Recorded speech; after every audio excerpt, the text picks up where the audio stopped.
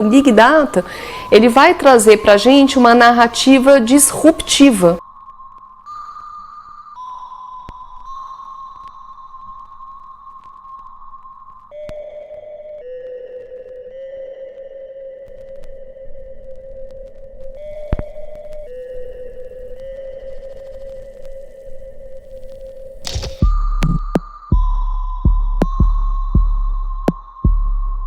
Galera, sejam bem-vindos ao canal. Todo sábado a gente posta vídeo agora. Nessa semana e nas próximas 4 semanas a gente vai trabalhar com o livro do Harari, 21 lições para o século 21, tá? O capítulo de hoje é Desafios da Tecnologia. Na semana que vem é um dado bem interessante também, Desafios da Política. Esse capítulo, Desafios da Tecnologia, ele vai abordar o Big Data, tá? O fenômeno da Big Data. O que ele propõe para a gente? Tá? Alguns dados que são muito interessantes que vocês vão poder aplicar em redações que tratam de tecnologia da informação, inteligência artificial, medicina, né? A tecnologia aplicada à medicina, política, democracia. Então, assim, dá para aplicar numa série de temas. Mas o fundamental deles, evidentemente, que é sempre a questão do trabalho, né? Quando surge a tecnologia, a gente tem consequências negativas e consequências muito positivas, né? As negativas a gente já tem sentido, né? Que é a perda dos postos de trabalho. E as positivas a gente tem que conquistar, e é por isso justamente que o capítulo se chama Desafios da Tecnologia.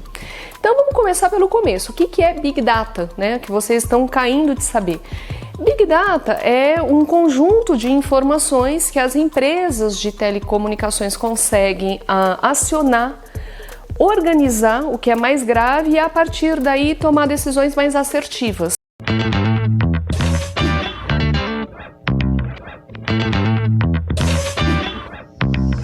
Sejam bem-vindos ao Nerdologia! Eu sou Átila, biólogo, pesquisador e tô nas mãos da internet.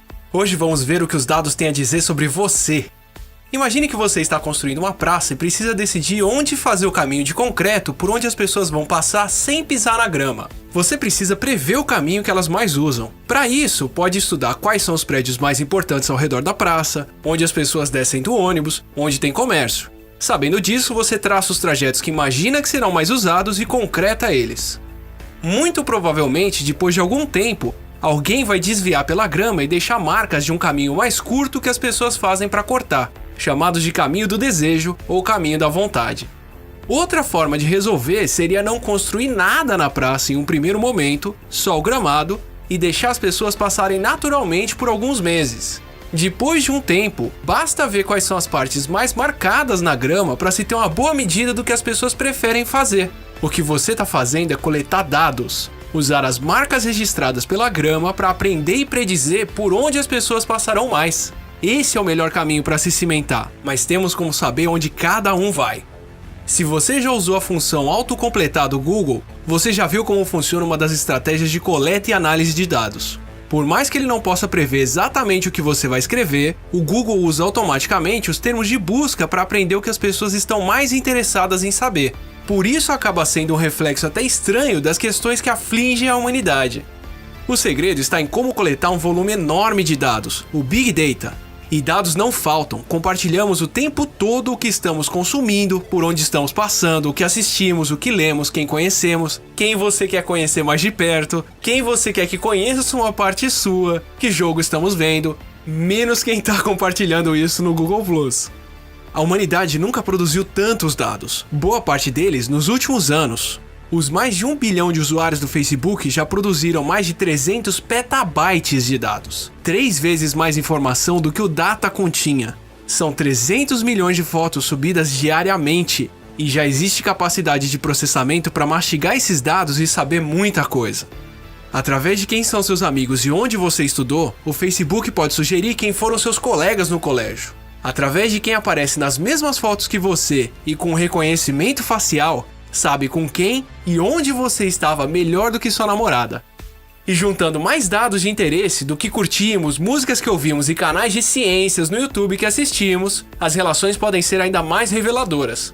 Podemos saber agora que se quem estava andando na praça curte Star Trek, Provavelmente estava indo em direção à loja de comics e dificilmente tem um pôster do Justin Bieber em casa. Onde posicionar compras no mercado? Para que adivinhar? Teste diferentes combinações e mantenha as que funcionarem mais. Foi assim que empresas de cereais aprenderam onde colocar embalagem, em prateleiras na altura das crianças, com o personagem olhando nos olhos para aumentar as vendas.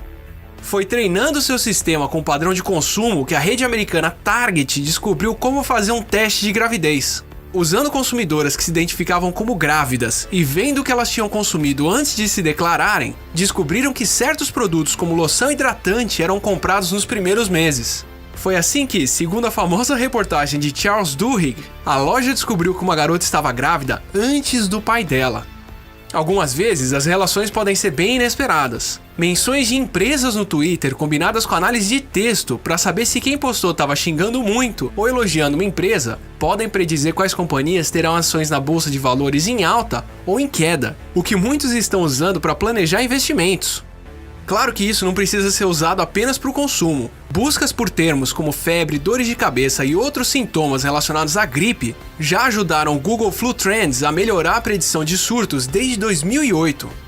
Lojas têm como predizer o que vamos comprar antes mesmo de pensarmos nisso, e o item pode já estar a caminho.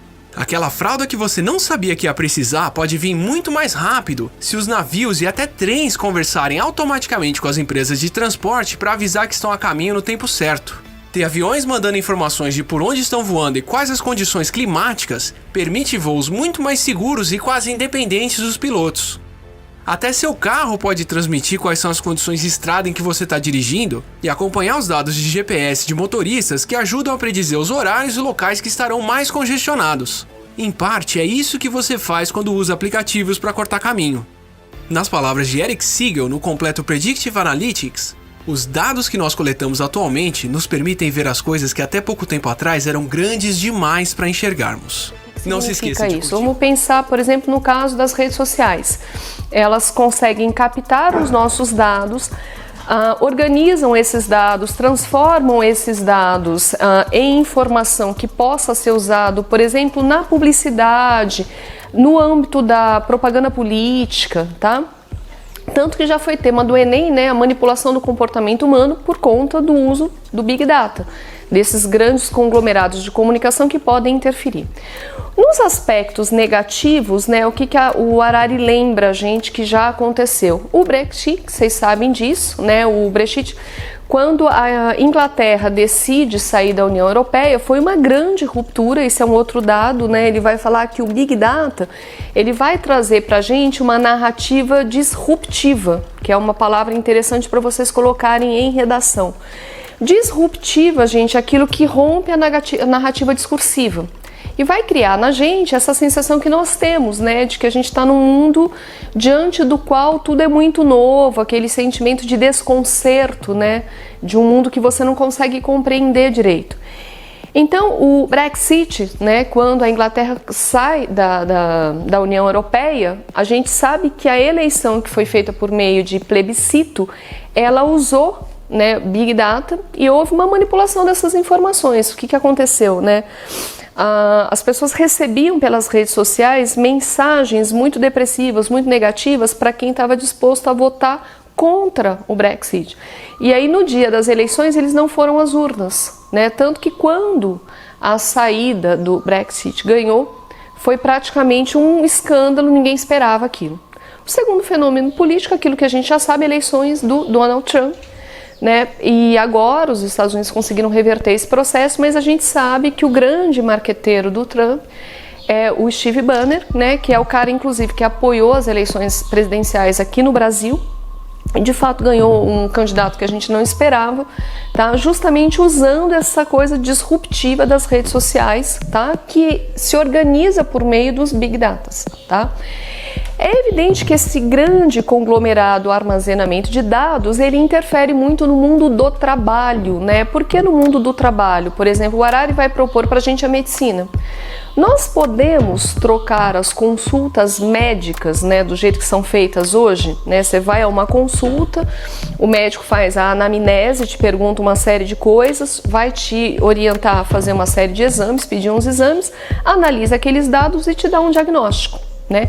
Nós já temos a substituição desse profissional por grandes armazenamentos de dados. Você abastece aí um computador, um robô, né, com todas as possibilidades de doença, todas as possibilidades de sintomas, todos os exames que podem ser pedidos e a leitura desses exames. Para azar nosso, o que a Harari propõe para a gente é que nos espaços onde essa tecnologia está sendo usada, o nível de assertividade é maior do que do profissional humano. Então, médicos que são robôs, que conseguem fazer essa consulta da telemedicina e atualizar os dados desta maneira, porque são abastecidos, né, por profissionais de tecnologia com informações que a medicina já produziu, já tem em termos de ciência, eles cruzam os dados e criam esse profissional, eles têm um diagnóstico de quase 98% de assertividade. Aí a pergunta que vocês se colocam, que é a pergunta que ele se coloca no livro é: bom, mas e se uma programação for errada? Por exemplo, alguém cruzar um dado que vai propor um diagnóstico falso de Covid, de câncer de mama, e como os médicos seriam só robôs, né, nós teríamos uma série de diagnósticos falsos. O Harari já propõe a solução, ele fala, olha, se você vai criar médicos robôs por meio da tecnologia da informação e de usar o Big Data para poder fazer isso, é lógico que você pode ter 30 empresas concorrentes no mercado e aí você teria 30 robôs modelos diferentes de médico, tá? E aí vem a segunda pergunta que é óbvia. Bom, e o médico vai fazer o quê? Se tiver um robô no lugar dele, tá? E é exatamente essa discussão que o Harari consegue aprofundar. Ele fala, olha, o profissional do futuro, ele tem que fazer atividades que um robô não pode. Quais são as atividades que o robô ainda não faz? Ele não consegue, por exemplo, fazer a interação humana. Então o Harari ainda coloca que hoje, né, no aspecto que nós temos de tecnologia, é mais fácil uma enfermeira manter o seu emprego do que o médico, porque a enfermeira precisa segurar o corpo do paciente, medir a temperatura, aquele trabalho que é mais próximo do ponto de vista da interação humana. E o médico pode sair da medicina, por exemplo, e se tornar um programador de robô. Ele pode ser um cara que abastece o robô da informação. Então o futuro da humanidade que ele vê não é simplesmente perder, né, postos de trabalho, mas criar políticas em que a educação possa de fato formar os profissionais que serão necessários para trabalhar junto com a máquina. Aí vem aquele sonho de todo mundo, né, que num sistema em que as máquinas estariam aos nossos serviços, a gente poderia deixar de ser escravo do trabalho, trabalhar com inteligência, com criatividade, menos horas, mas de uma maneira mais eficiente. E o final ele vai falar, olha, a gente tem duas possibilidades futuras de humanidade a partir daí. Uma humanidade que ele chama de disruptiva, uma humanidade das arestas, dos conflitos, das guerras, da fome, da miséria. E a outra, né, uma humanidade em que a gente não erre mais, porque hoje a gente tem 7 bilhões e meio de habitantes e se nós errarmos, né, como erramos na Primeira Guerra Mundial, na Segunda Guerra Mundial, na formação do terrorismo, que nós não nos demos conta de que esse discurso estava surgindo como uma forma de violência à civilização, possivelmente pode significar com 7 bilhões e meio toda a capacidade de armas, de guerra, de destruição que nós temos, o final do ser humano. Então o que ele propõe é usar tudo isso que nós já produzimos, né? Por exemplo, os 2 bilhões de seguidores que o Mark Zuckerberg ainda tem no Facebook, use essa força política para construir uma humanidade melhor. E é exatamente disso que a gente vai tratar na próxima aula, que são os desafios da política. Como que o controle, né, exacerbado do Big Data que ele vai ter sobre a humanidade só pode ser refreado com decisões políticas. Eu posso, por exemplo, decidir não substituir os atuais motoristas que eu tenho por robôs, que já é possível, um carro que se autodirige, tá? Por uma decisão política, por um decreto político até arrumar emprego para esses motoristas. Ou eu posso decidir deixar esses motoristas passando fome, tá? Serem irrelevantes, que é a expressão que ele usa. O grande medo do trabalhador futuro é ser irrelevante, né? O comunismo brigava por o trabalhador não ser explorado. O neoliberalismo brigava para o trabalhador ter autonomia, ser um cara que produz riquezas. E o discurso atual, a narrativa atual da história é brigar para não ser irrelevante, brigar para não ser descartável. É esse o desafio político que a gente trata na próxima próxima aula. Gente, boa semana para vocês. Beijão, espero que vocês tenham gostado.